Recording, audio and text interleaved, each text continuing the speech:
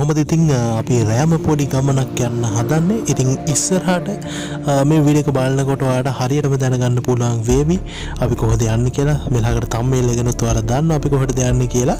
ඉතින් තම්බ්නේල් එක දැක්කහම නම් කොහොමද දන්නවා. රෑ 10ට විතර තමයි ඉතින් අපි ගියේ. පහවදා වෙනකොට අපි හිටියේ අම්පාරේ.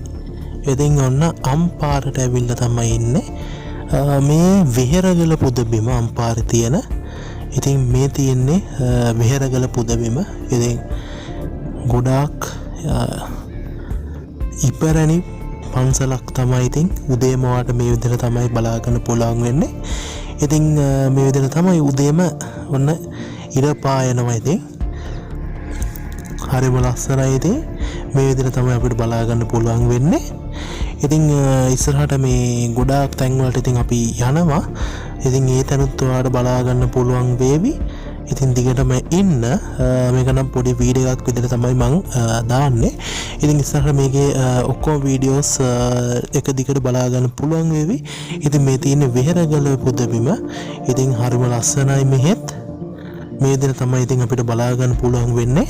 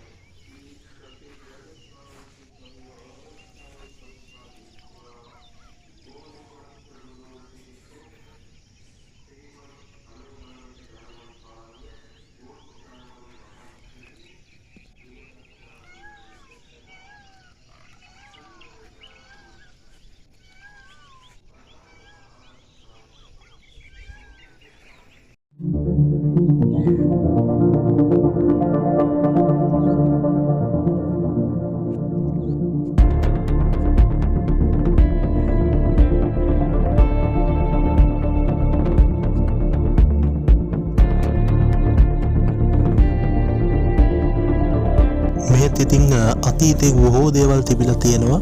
ඉතින් අද වෙනකොට ඒ දේවල් නැහැ. ඉතින් අතීතයේ ගොඩාක් දේවල් ඉතින් මෙහෙත් ඉදිකිරීම් තිබිලා තියෙනවා. ඉතින් මේ විදිහට අපිට බලා ගන්න පුළුවන්. ඉතින් මේ දේවල් ඉතින් ගල් වඩුව තමයි ඉදි කරලා තියෙන්නේ. ඉතින් අද වෙනකොට මේ දේවල් නටබුන් වෙලා තමයි ඉතින් තියෙන්නේ. ඉතින් කොහොම මේව හැදුවද නේද ඇත්තට?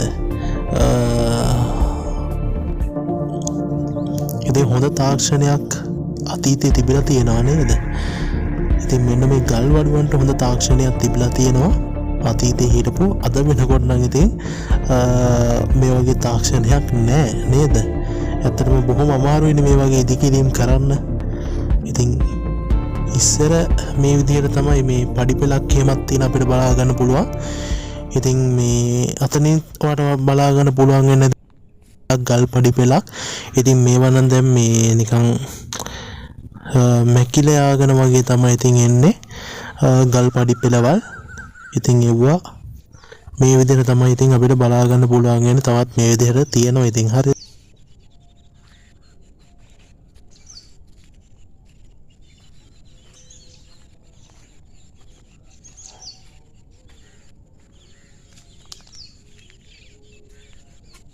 ඉතින් ওই වීඩියෝ එක මම ওই විදිහට එන්ඩ් කරනවා. ඉතින් ඔක්කොම අප්ලෝඩ් කරන්නත් බෑ. ඉතින් ගොඩාක් වීඩියෝස් වගේක් තියෙනවා.